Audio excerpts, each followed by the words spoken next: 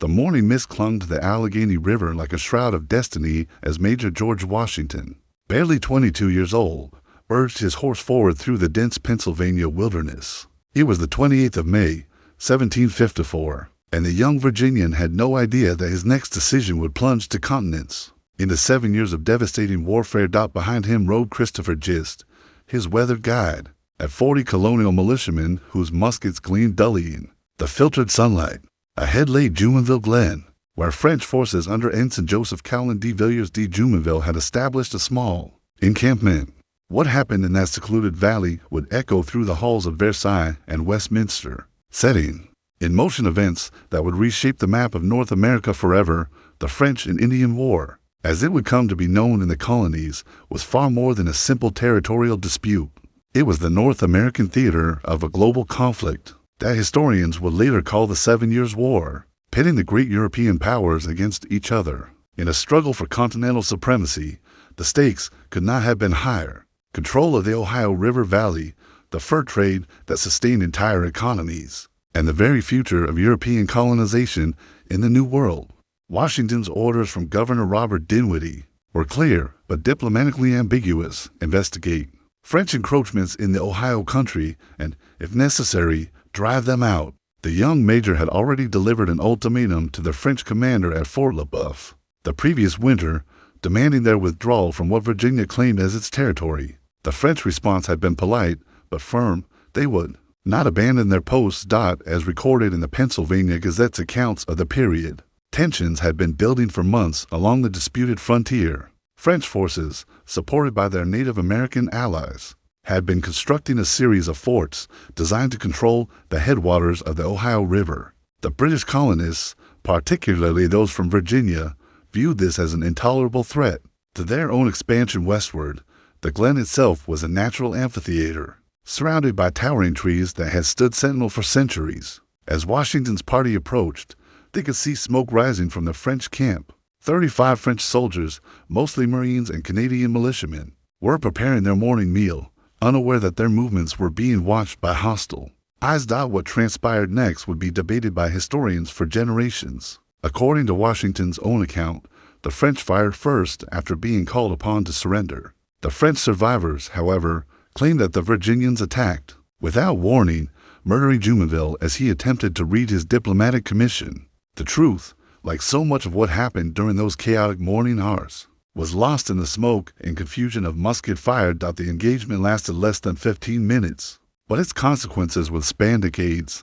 Jumonville lay dead, along with 9 of his men. The survivors were taken prisoner, carrying with them tales of British treachery that would inflame French public opinion and provide King Louis XV with the justification he needed to escalate the conflict in the courts of Europe. The death of a French officer carrying diplomatic credentials was seen as an act of war. Regardless of the circumstances, the consequences of Jumonville Glen came swiftly and mercilessly. As June melted into July of 1754, George Washington found himself constructing a hastily built fortification in a marshy meadow that would prove to be one of the most poorly chosen defensive positions in military history. Fort Necessity, as he christened it, was little more than a circular palisade barely 50 feet in diameter, surrounded by trenches that filled with water at the first sign of rain. Captain Louis Callan de Villiers, brother of the slain Jumonville, had been dispatched from Fort Duquesne with a force of 600 French Marines and Canadian militiamen, along with 100 Native American warriors. His mission was clear: avenge his brother's death and drive the British from the Ohio country. The French called it l'affaire Jumonville, and it had become a matter of national honor. Washington's position was precarious from the start. His force had grown to approximately 400 men, including the newly arrived Independent Company of South Carolina under Captain James Mackay. However, tensions between the colonial militia and the British regulars created a divided command structure that would prove disastrous. When the fighting began, the location of Fort Necessity was tactically indefensible.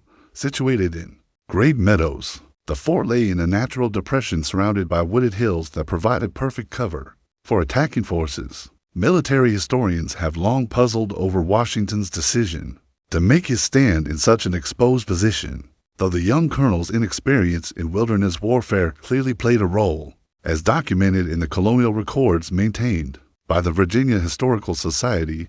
The situation deteriorated rapidly as July progressed. Supplies ran low, morale plummeted, and desertion became a constant problem. The men were poorly equipped for extended campaigning, lacking adequate provisions and proper military equipment. Many of the colonial militiamen had never seen combat, and their training was rudimentary at best. The attack came on the 3rd of July, during a torrential downpour that turned the fort's trenches into muddy pools and rendered many of the colonists' muskets useless. De Villiers positioned his men in the surrounding forest, using the natural cover to devastating effect. The French and their Native American allies poured a withering fire into the cramped confines of the fort, while remaining largely invisible to the defenders. Washington's men found themselves trapped in what amounted to a shooting gallery. The wooden palisade provided minimal protection against the constant musket fire, and the waterlogged trenches offered little shelter from the rain of lead that fell upon them. Men huddled together in the mud, trying desperately to keep their powder dry while returning what fire they could. The siege lasted throughout the day, with casualties mounting steadily among the defenders. By evening, Washington had lost over 100 men killed or wounded, nearly a quarter of his entire force. The survivors were exhausted, demoralized, and running dangerously low on ammunition. The young colonel faced a terrible choice: continue fighting against overwhelming odds or seek terms for surrender. As darkness fell, a white flag appeared from the French lines. De Villiers, perhaps motivated by compassion or strategic calculation, offered to negotiate. What followed was one of the most fateful diplomatic exchanges in American history, conducted in broken French and English in the rain-soaked meadow, while wounded men groaned in the darkness. The terms of surrender were harsh, but not unreasonable by the standards of 18th century warfare.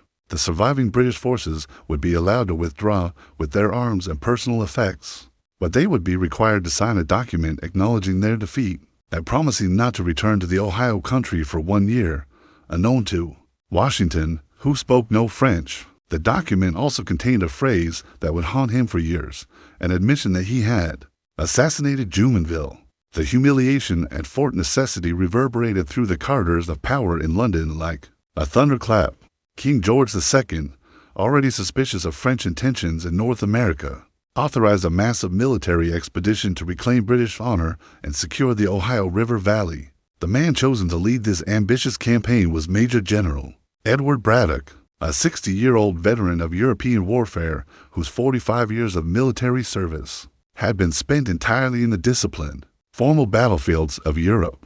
Braddock arrived in Virginia in February of 1755 with 2 regiments of British regulars, the 44th and 48th Foot. These were professional soldiers, men who had learned their trade in the fields of Flanders and the Low Countries, where warfare followed established rules and enemies faced each other in orderly lines. The dense forests and guerrilla tactics of the American frontier were as foreign to them as the surface of the moon. The general's plan was ambitious in scope, but fatally flawed in execution. He would march his army of over 1,000 men through the Pennsylvania wilderness, construct a military road as he advanced, and assault the French stronghold at Fort Duquesne. The logistics alone were staggering: hundreds of wagons, artillery pieces, and enough supplies to sustain the expedition for months in hostile territory. George Washington, despite his recent defeat, was appointed as a volunteer aide-de-camp to Braddock. The young Virginian had valuable experience in the region and intimate knowledge of the terrain the expedition would traverse. However, his warnings about the nature of frontier warfare fell largely on deaf ears. Braddock, like many European officers of his generation, viewed colonial military methods with barely concealed contempt. As recorded in the detailed dispatches published in the London Gazette, the expedition departed from Fort Cumberland, Maryland, on the 10th of June, 1755. The army stretched for miles along the narrow forest path, a serpentine column of red-coated soldiers, rumbling wagons, and lowing cattle. The sight was magnificent and terrifying in equal measure. The largest military force ever assembled in North America, advancing through the primeval wilderness with the ponderous certainty of fate. The march itself was an ordeal of almost biblical proportions. The soldiers, weighed down by heavy packs and formal uniforms designed for European battlefields, struggled through dense underbrush and across swift-flowing streams. The construction of the military road required constant labor, as trees had to be felled, stumps removed, and bridges built across countless ravines and creek beds. Native American war parties shadowed the column throughout its advance, picking off stragglers and creating an atmosphere of constant tension. The soldiers, unaccustomed to this style of warfare, found themselves jumping at every sound in the forest. Sleep became a luxury, and nerves frayed with each passing day. By early July, the expedition had covered less than 100 miles in nearly a month of marching. Braddock, growing impatient with the slow progress, made a fateful decision. He would divide his force, taking the strongest and most mobile troops ahead while leaving the slower elements to follow with the heavy baggage. This advance guard numbered approximately 1,300 men, including the cream of the British regulars and colonial volunteers. The French at Fort Duquesne, meanwhile, were well aware of the approaching threat. Captain Daniel Leonard de Beaujeu, the fort's commander, had been receiving detailed intelligence reports from his Native American scouts for weeks. The British advance was no secret. Indeed, the sound of axes and the sight of smoke from their campfires announced their presence for miles around. On the morning of the 9th of July, 1755, Braddock's advance guard forded the Monongahela River for the second time, emerging onto the south bank in perfect formation. The crossing had been conducted with textbook precision, and the general was pleased with his army's performance. Fort Duquesne lay less than 10 miles ahead, and victory seemed within reach. The forest seemed to explode without warning. At precisely 1 o'clock in the afternoon of July the 9th, 1755, the disciplined ranks of Braddock's army walked directly into a carefully planned ambush that would become one of the most devastating defeats in British military history. The Battle of the Monongahela, as it would be remembered, lasted less than 3 hours, but changed the course of the war and the fate of North America. Captain Daniel Leonard de Beaujeu had emerged from Fort Duquesne that morning with a mixed force of 237 French Marines, Canadian militiamen, and nearly 600 Native American warriors from a dozen different tribes. The French officer, painted for war and wearing only a shirt and breechcloth in the manner of his Indian allies, had planned to strike the British while they were crossing the river. However, the precision of Braddock's river crossing had foiled this strategy, forcing the French to engage the enemy on the wooded road beyond. The two forces met head-on in a narrow defile bordered by dense forest and steep ravines. The British advance guard, led by Lieutenant Colonel Thomas Gage, was marching in perfect formation when they encountered Beaujeu's men emerging from the trees. For a moment, both sides seemed frozen in surprise. Then Beaujeu raised his hand, and the forest erupted in a storm of musket fire. The initial exchange was devastating for both sides. Beaujeu himself fell within minutes, struck down by a volley from the British advance guard. However, his death only intensified the fury of the French and Indian assault. Captain Jean-Daniel Dumas took command of the French forces, while the Native American warriors, led by chiefs like Pontiac and Shingas, spread out through the forest to envelope the British column. Braddock's men, trained for European warfare, attempted to form the traditional battle lines that had served them well in Flanders and Germany. However, the dense forest made such formations impossible, and the invisible enemy offered no clear target for their disciplined volleys. The British soldiers found themselves firing blindly into the trees while their comrades fell around them, struck down by an enemy they could not see. The colonial troops, led by officers like Washington and Captain Robert Orme, attempted to adapt to the forest fighting by taking cover behind trees and rocks. However, their British officers, adhering to European military doctrine, ordered them back into formation. This fatal insistence on maintaining formal discipline in the face of guerrilla warfare cost hundreds of lives and contributed to the eventual collapse of the entire expedition, as documented in the surviving military dispatches preserved in the British War Office archives. The battle quickly devolved into a confused melee that favored the French and their Native American allies. The British found themselves trapped in a narrow corridor, unable to deploy their superior numbers or bring their artillery to bear effectively. The 12-pound cannons that had been dragged through the wilderness at such great cost were captured early in the engagement, their crews shot down before they could fire more than a few rounds. General Braddock himself displayed tremendous personal courage throughout the disaster. The 60-year-old officer had four horses shot from under him as he rode up and down the column, attempting to rally his men and restore order to the chaos. His scarlet uniform made him a conspicuous target, and he was finally struck down by a musket ball that lodged near his spine, paralyzing him and ending his active command of the battle. George Washington, Despite suffering from severe dysentery that had nearly prevented him from participating in the expedition, distinguished himself throughout the engagement.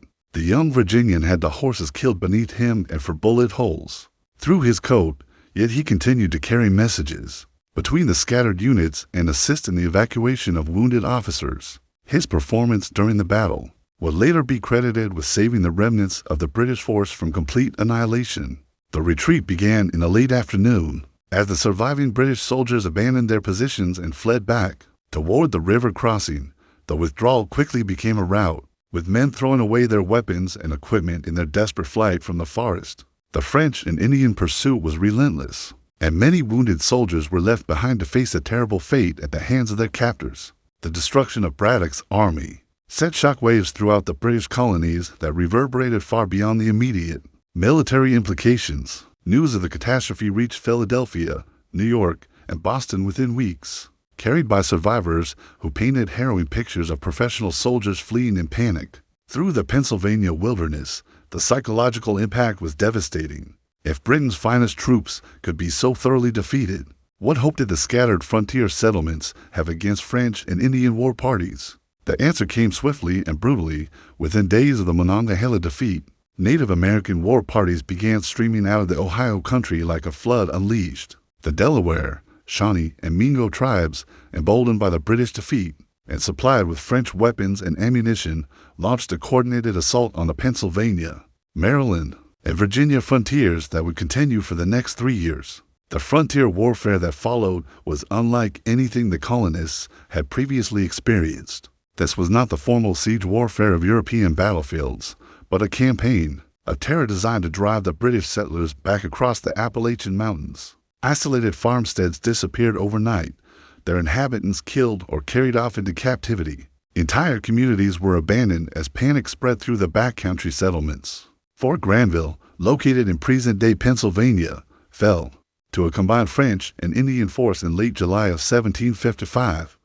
The garrison, consisting of 24 men under Lieutenant Edward Armstrong, was overwhelmed after a brief siege. The survivors were either killed or taken prisoner, and the fort was burned to the ground. This pattern would be repeated dozens of times over the following months. As the frontier defense system collapsed, Captain John Smith, commanding the garrison at Fort McCord, wrote in his final dispatch before the post was overrun, "We are surrounded by hostile forces and cannot expect relief.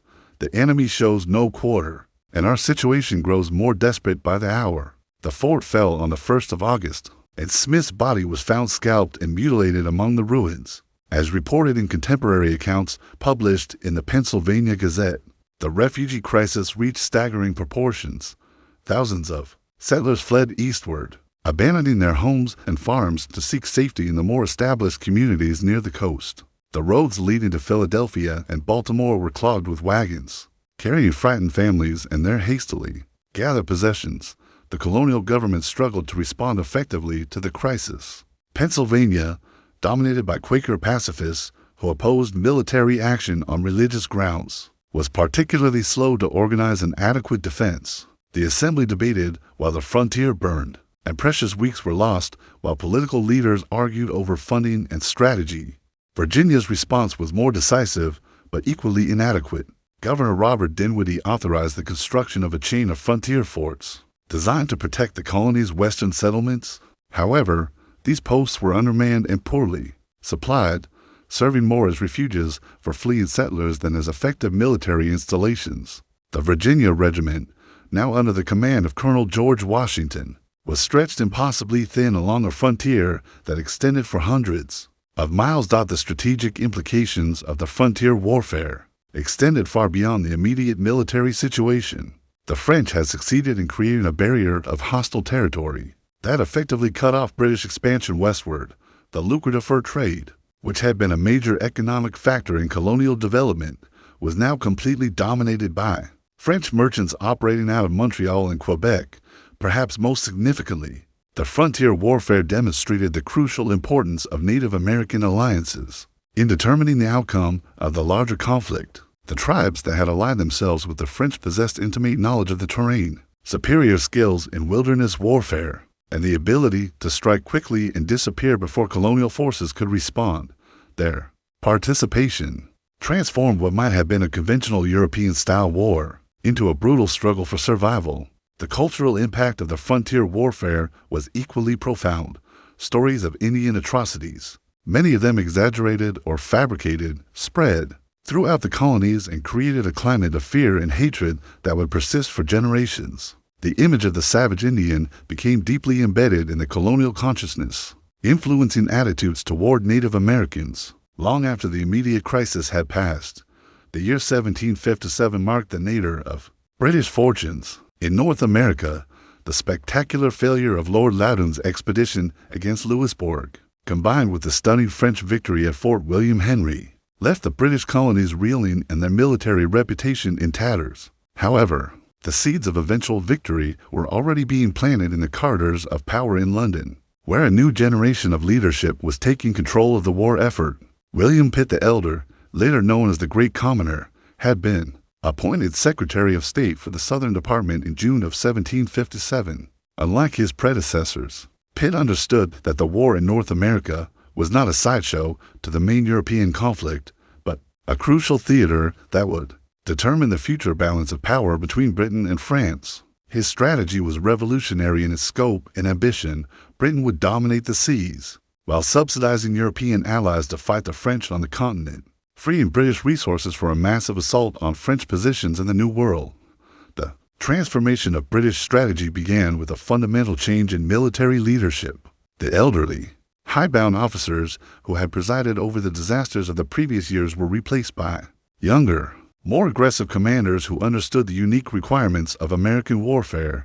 James Wolfe, Jeffrey Amherst, and John Forbes represented a new breed of British officer, men who combined professional military training with the flexibility to adapt to frontier conditions. The siege of Louisbourg in 1758 demonstrated the effectiveness of Pitt's new approach. The massive fortress, considered impregnable by the French, fell after a 2-month siege that showcased British naval superiority and improved coordination between Army and Navy forces. The capture of Louisbourg opened the sea lanes to Quebec and marked the beginning of the end for French power in North America.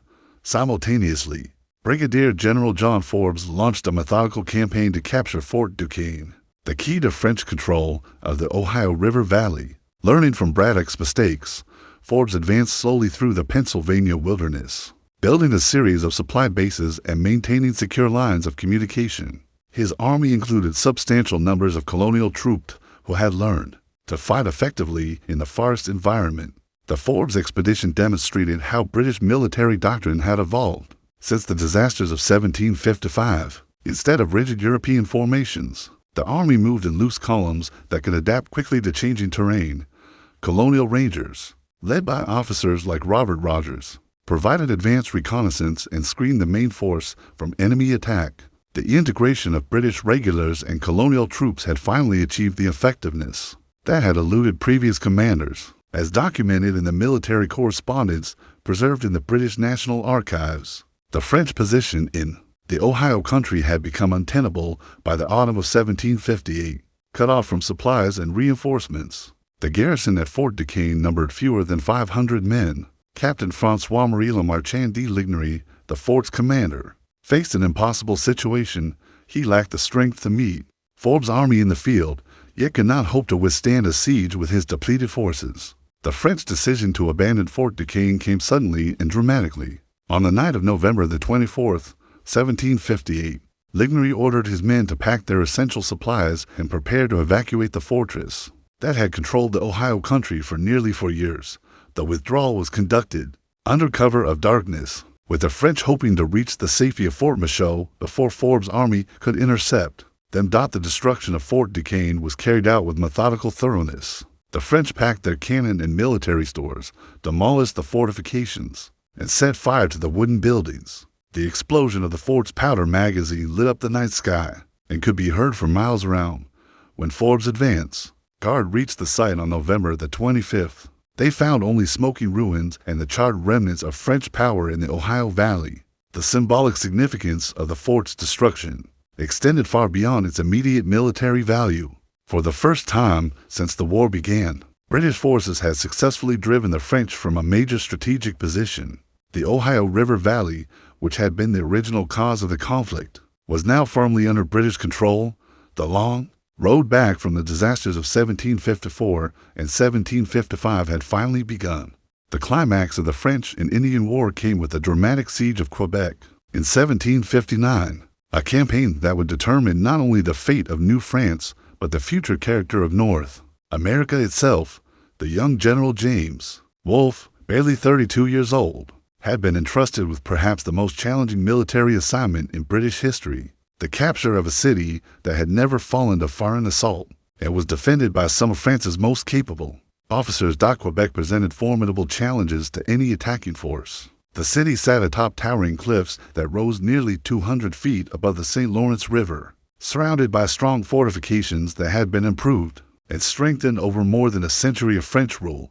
The Marquis de Montcalm, one of France's most experienced generals, commanded a mixed force of French regulars, Canadian militia, and Native American allies that numbered over 15,000 men. Wolfe's strategy was audacious in its simplicity and devastating in its execution. Rather than attempt a direct assault on the city's strongest defenses, he would land his army on the plains of Abraham, a plateau west of Quebec that would force Montcalm to fight in the open field, where British discipline and training would prove decisive. The challenge lay in actually reaching those plains, which required scaling cliffs that the French considered impassable.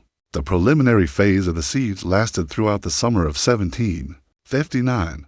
Wolfe's artillery bombarded the city from batteries established on the south shore of the St. Lawrence, while his troops launched a series of diversionary attacks designed to confuse the French about British intentions. The bombardment was devastating in its psychological impact, reducing much of the lower city to rubble and forcing the civilian population to seek shelter in caves and underground vaults. As recorded in the detailed military dispatches published in the London Chronicle, the decisive moment came on the night of September the 12th, 1759. Lieutenant Colonel William Howe, leading a picked force of light infantry, scaled the cliffs at Anso-Fowlin under cover of darkness. The French sentries, convinced that the position was impregnable, had grown lax in their vigilance.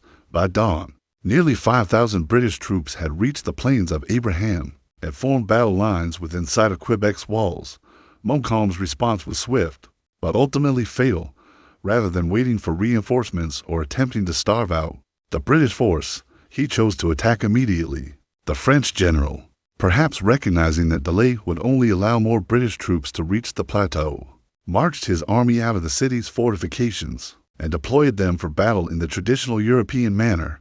The Battle of the Plains of Abraham lasted less than an hour, but effectively ended French rule in North America. The British lines, standing firm against the French assault, delivered devastating volleys that shattered Montcalm's army and sent the survivors fleeing back toward the city walls. Both commanding generals fell mortally wounded in the engagement. Wolfe died at the moment of victory, while Montcalm succumbed to his injuries the following day.